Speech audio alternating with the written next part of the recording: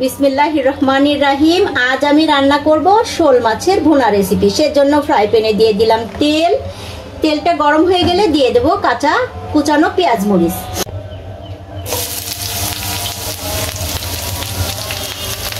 পেঁয়াজটা লাল হয়ে গেলে দিয়ে দিচ্ছি আদা বাটা, রসুন বাটা, জিরা বাটা, গোলমরিচ গুঁড়া, এলাচের গুঁড়া, হলুদের গুঁড়া আর লবণ, স্বাদ মতো লবণ। এবার আমি মশলাটা ভালোভাবে কষাই নেব।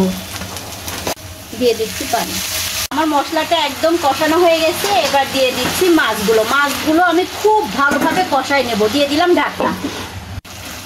মাছগুলো আমি লবণ, হলুদ আর একটু সরিষার তেল দিয়ে মেখে রেখেছিলাম।